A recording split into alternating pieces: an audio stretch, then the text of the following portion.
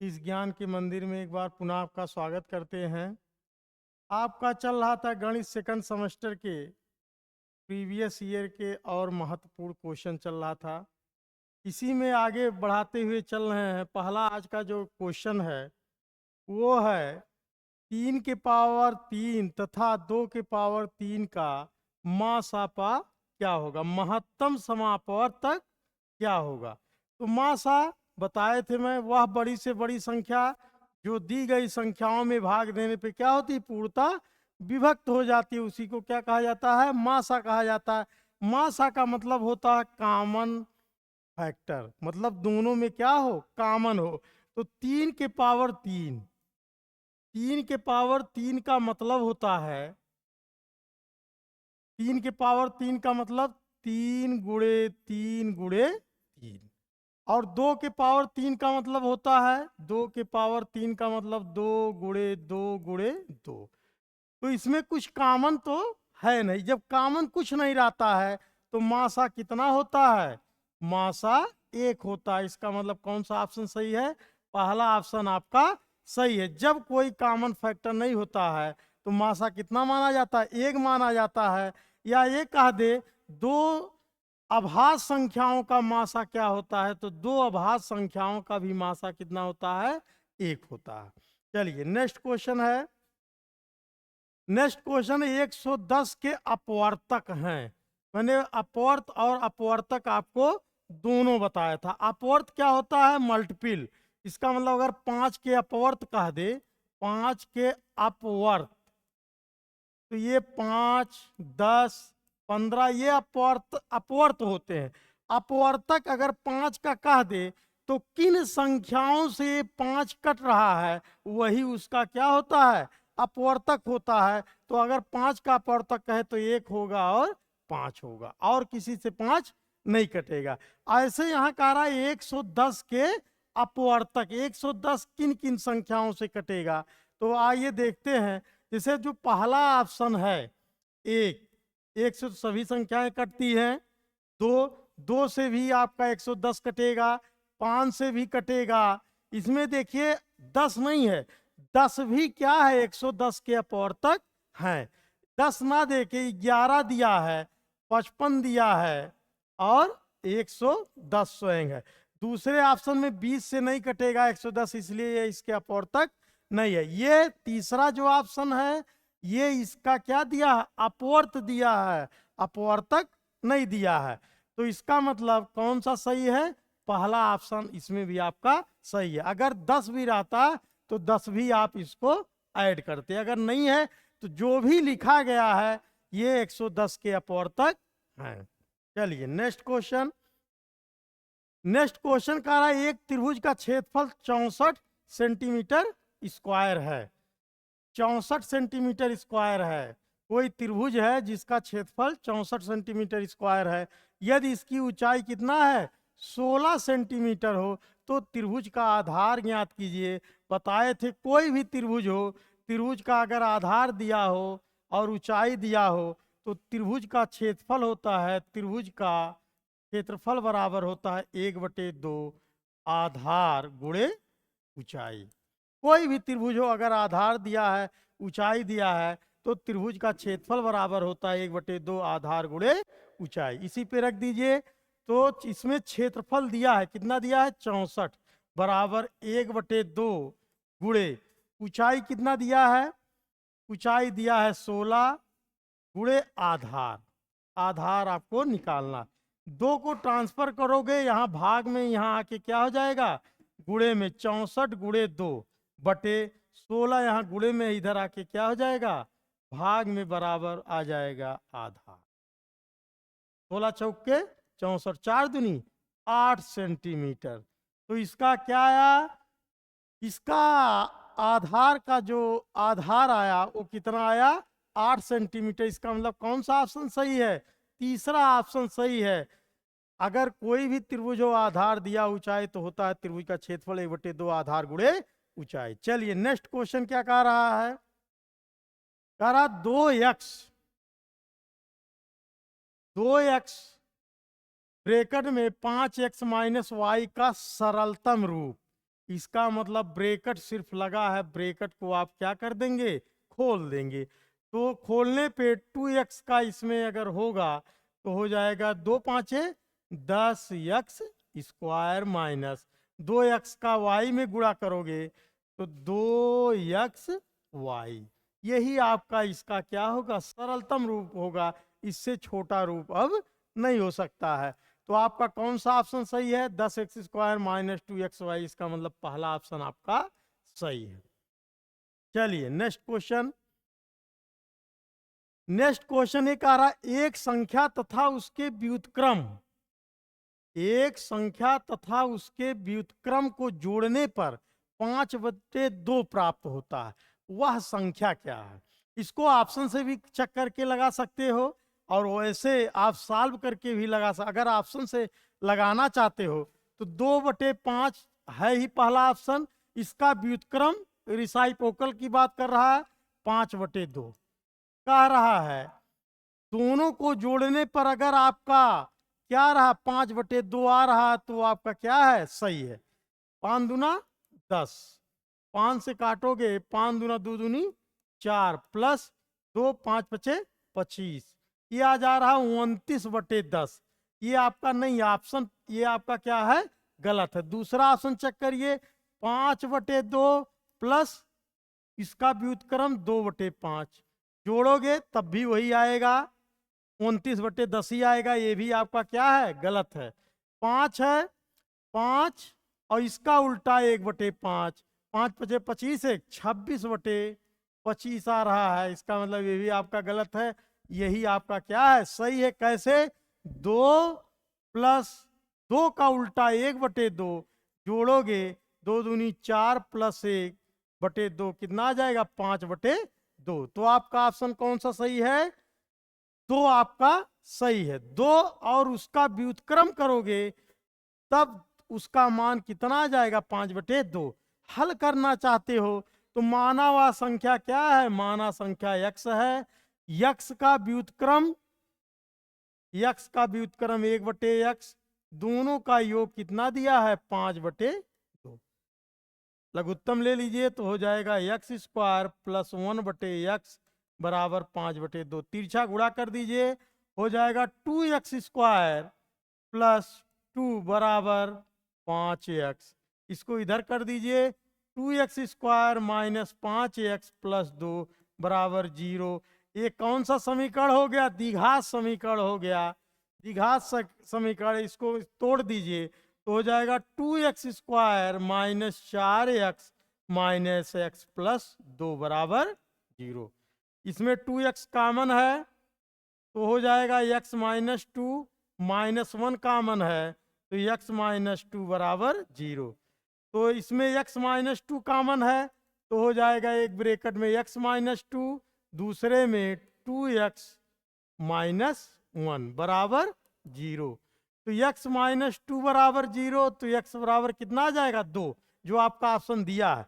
एक आ जाएगा 2x बराबर 1, तो x बराबर 1/2। ये भी आपका सही है। मतलब दोनों सही है, लेकिन जो आपका ऑप्शन दिया वो कौन सा सही दिया है, 2 दिया है। तो हल करने के लिए इस तरीके से, लेकिन इससे आसान विधि यही है, ऑप्शन को चेक कर लीजिए, आपका तुरंत आंसर मिल जाएगा। चलिए नेक्स्ट क्वेश्चन क्या कह रहा है। नेक्स्ट क्वेश्चन ये कह रहा है कि 27 भागा -9, 27 में -9 से भाग देना है। चिन्हों की जो बात है, चिन्ह गुणे और भाग में एक ही नियम चलता है, और प्लस और माइनस की जो बात करता है उसमें एक नियम चलता है। तो 27 भागा -9, तो भाग दोगे तो प्लस माइनस का भाग क्या होता है, माइनस आता है, और 9 त्रिक 27, तो आंसर कितना आएगा, -3। लेकिन कह रहा है, ऑप्शन कह रहा है, चिन्ह पूछ रहा है, चिन्ह की बात कर रहा है, ये नहीं कह रहा ना तो धन है और ना ऋण। ये पहला आपका क्या है, गलत है। दूसरा कह रहा धन, धन नहीं आएगा, आएगा क्या, ऋण। तो आपका कौन सा ऑप्शन सही है, ऑप्शन नंबर 3 आपका सही है। चलिए नेक्स्ट क्वेश्चन क्या कह रहा है।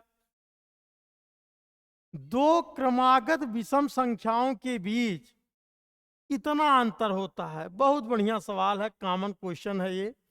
कह रहा है दो क्रमागत विषम संख्याओं, कोई भी कहीं भी दो क्रमागत ले लीजिए, 5 ले लीजिए, 7 ले लीजिए, अंतर कितना आया? 2 का अंतर आया।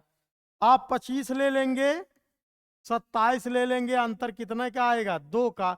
वही कह रहा है अगर दो क्रमागत संख्या ले लिया जाएगा तो दोनों का अंतर कितना आएगा? 2 आएगा। कौन सा सही है? ऑप्शन नंबर 2 सही है। ध्यान से पढ़िएगा, आपका लगभग कोर्स कंप्लीट करा देंगे, परीक्षा काफी नजदीक है, इसलिए ध्यान से पढ़िए। चलिए नेक्स्ट क्वेश्चन का रहा है परमेय संख्या -7/9, परमेय संख्या -7/9, -5/21 और -2/-2 या -2/3 को आरोही क्रम में लिखिए। परमेय संख्या मैंने बताया था ऐसी संख्या जिसे अंश बटे हर के रूप में लिखा जा सके और हर आपका 0 नहीं होना चाहिए, उसी को परमेय संख्या, उसी को आरोही क्रम में कह रहा है, असेंडिंग आर्डर, बढ़ते क्रम में कह रहा है। तो आइए पहले इसको हर को क्या कर लेते हैं? बराबर कर लेते हैं। तो जिसका अंश बड़ा वही भिन्न बड़ी होती है, जिसका अंश छोटा वही भिन्न छोटी होती है। तो आइए -7/9 कामा -5/21 कामा -2/3, चाहे नीचे माइनस लिखो चाहे ऊपर, बात एक ही है।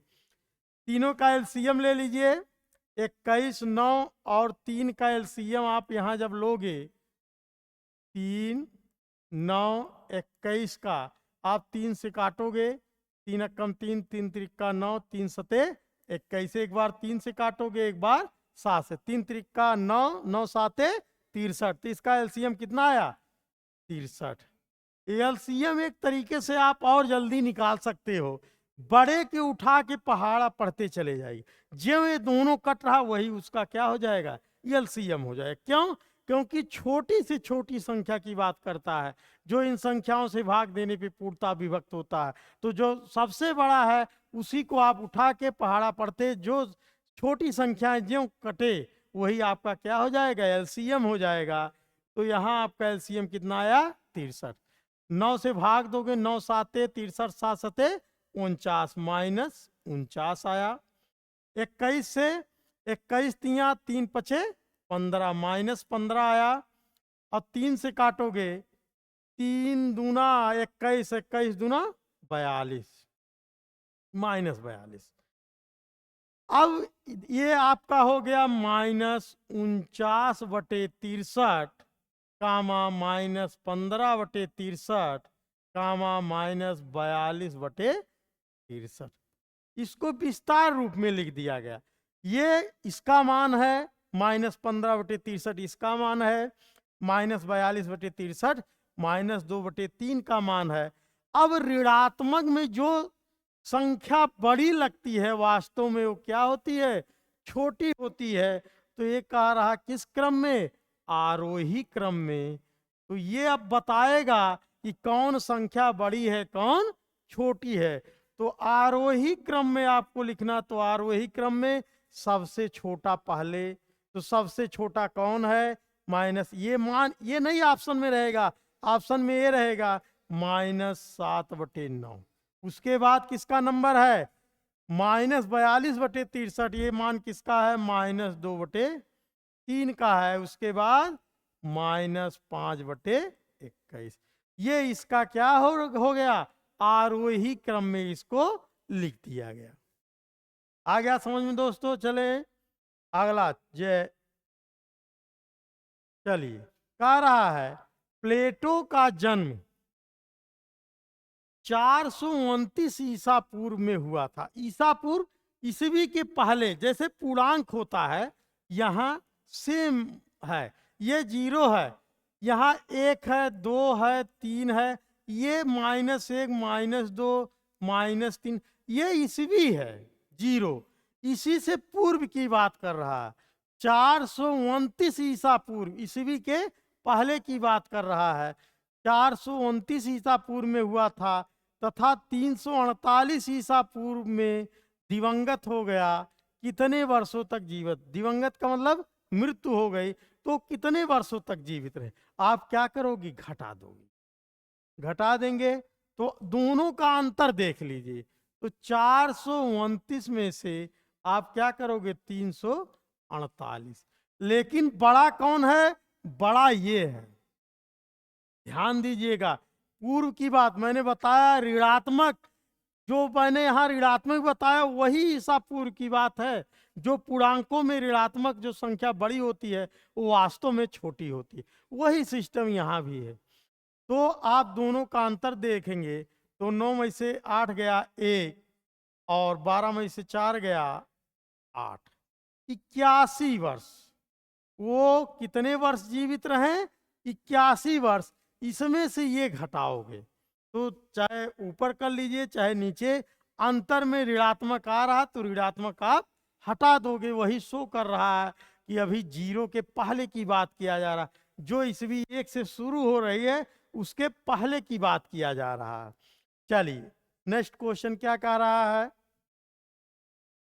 नेक्स्ट क्वेश्चन ये कह रहा है 89 के अंकों को परस्पर बदलने पर प्राप्त संख्या मूल संख्या से कितनी अधिक है? 89 कोई संख्या है। जब दो या दो से अधिक अंकों को मिला दिया जाता है वो क्या बन जाती है? संख्या बन जाती है। तो 89 कोई संख्या, इसके अंकों को पलट दिया जाता है। इसका मतलब इकाई दहाई के स्थान पे हो जाता है, दहाई इकाई के स्थान पे। तो करके देखते हैं नई संख्या क्या बनती है? नई संख्या क्या बनेगा? 98। फिर कह रहा है मूल संख्या से कितना अधिक है, मतलब पहले की संख्या से ये कितना अधिक है। इसका मतलब क्या करना है? आपको घटाना है।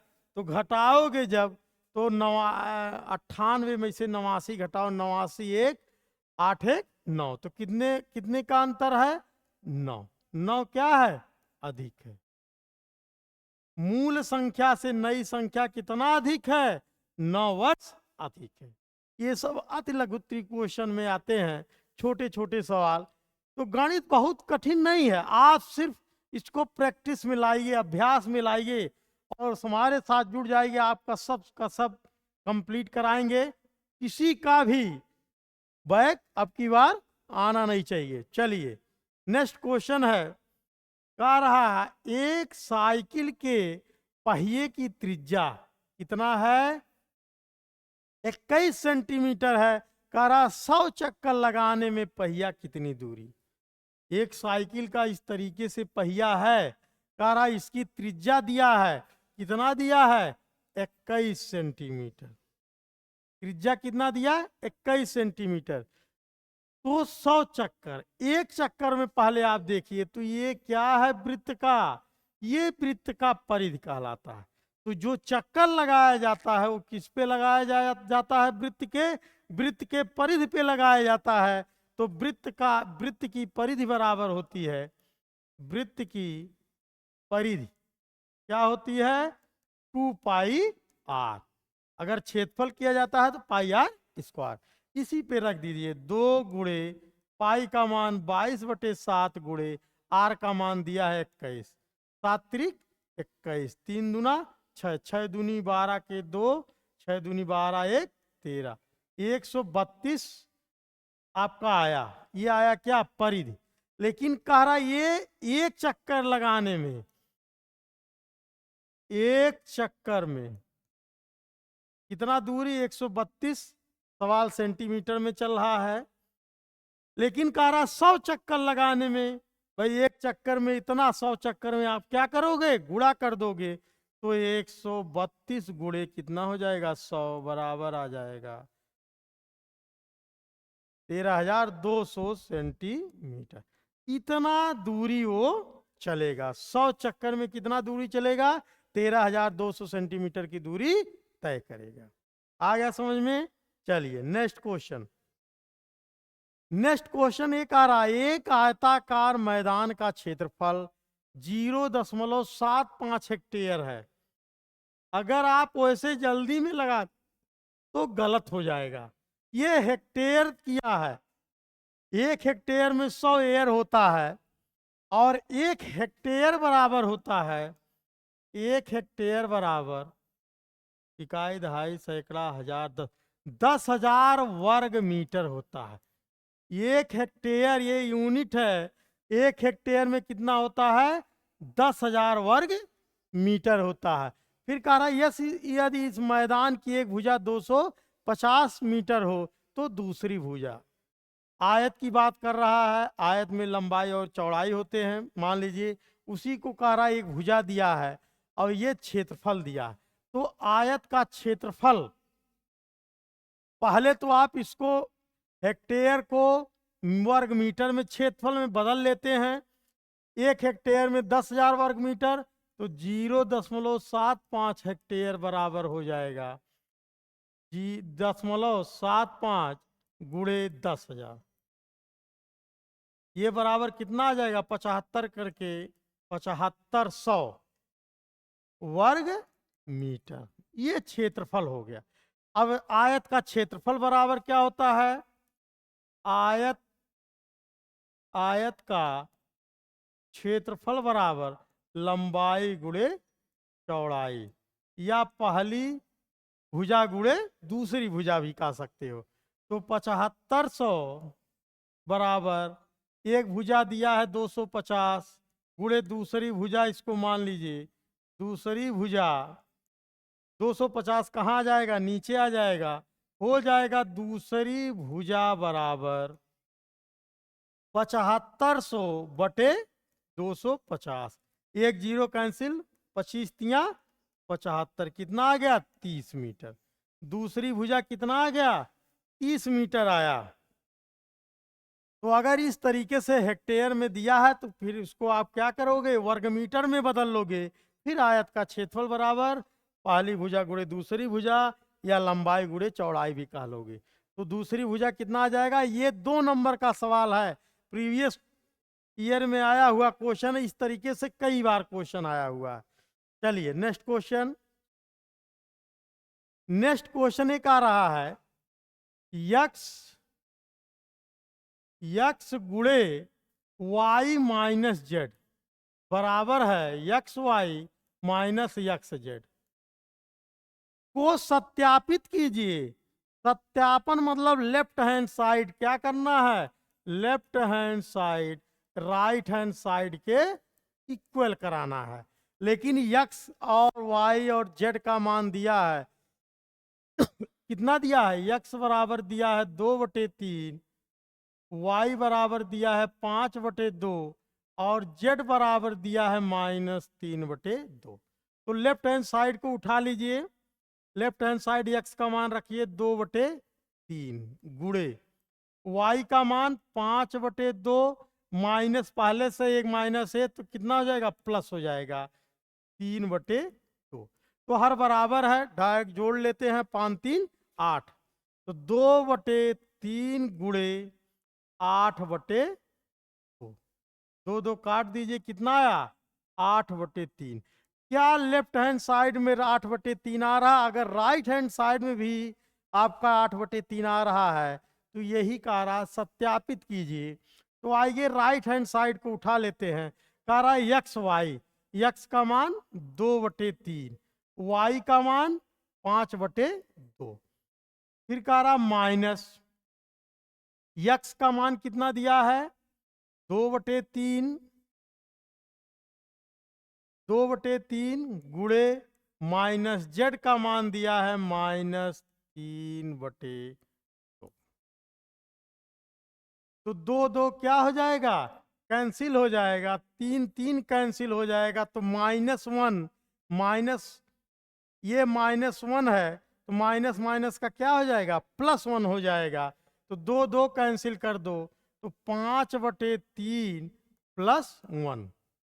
इसको सॉल्व कर दीजिए तो हो जाएगा 5 + 3/3, 5 3 8/3। तो left hand side right hand side के क्या है? इक्वल है। यही आपको यहाँ दिखाना था, इसी को कह रहा है सत्यापित कीजिए क्या दोनों वैल्यू बराबर हैं कि नहीं। यही आपको यहां दिखाना था। 2 नंबर का क्वेश्चन था, बहुत बढ़िया क्वेश्चन है। चलिए नेक्स्ट क्वेश्चन। नेक्स्ट क्वेश्चन ये कह रहा, पार्श्व चित्र में त्रिभुज एबीसी तथा त्रिभुज पी क्यू आर समरूप है। समरूप कब त्रिभुज होते हैं और सर्वांगसम त्रिभुज कब होते हैं? त्रिभुज एबीसी, त्रिभुज एबीसी सर्वांगसम त्रिभुज पी क्यू आर और त्रिभुज एबीसी सर्वांगसम त्रिभुज पी क्यू आर। अगर दो त्रिभुज है तो सर्वांगसम की अगर बात कर रहा है, जब पहली आकृति दूसरी आकृति को पूरा पूरा ढक लेती है, इसका मतलब जिसकी साइज आकार सब बराबर होते हैं, उसी को क्या कहा जाता है? दोनों त्रिभुज क्या होते हैं? सर्वांगसम होते हैं। और समरूप की अगर बात कर रहा है तो रूप सिर्फ आकार समान होंगे लेकिन साइज क्या होगा? अलग अलग होगा, उसी को समरूप त्रिभुज कहते हैं। तो यहाँ एक समरूप का फिगर बना हुआ है, कह रहा है कि अगर ये पी क्यू आर में 1.5 सेंटीमीटर दिया है तो इसमें दिया है त्रिभुज A B C. A B C की तीनों भुजाएं दिया है और त्रिभुज पी क्यू आर की एक भुजा दिया है, दोनों भुजा आपको निकालना है। तो आइए देखते हैं। त्रिभुज ए बी सी में बी सी कितना दिया है?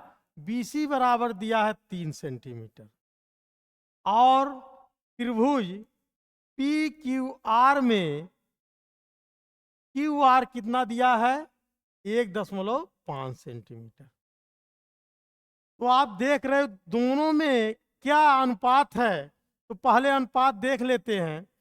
तो बी सी बटे क्यू आर बराबर 3/1.5, इसका मतलब 1.5 का दुगना है 2/1, इसका मतलब 2:1। अगर BC इसका मतलब ये इसका क्या है? आधा है PQ, या BC इसका क्या है? दुगना है। तो जब एक जगह दुगना हो जाएगा तो अन्य भुजाएं भी क्या होंगी? दुगना होंगी, या इसका क्या होगा? आधा होगा। इसका मतलब PR कितना हो जाएगा? 2.8 का आधा हो जाएगा 1.4 सेंटीमीटर।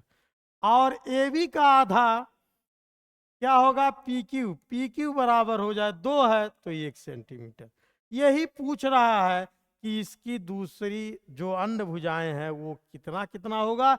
तो जब आप देख रहे हो ये इसका आधा है तो ये भी इसका क्या होगा? आधा होगा। चलिए आज का वीडियो यहीं तक है, फिर अगले वीडियो में मिलते हैं। तब तक के लिए धन्यवाद।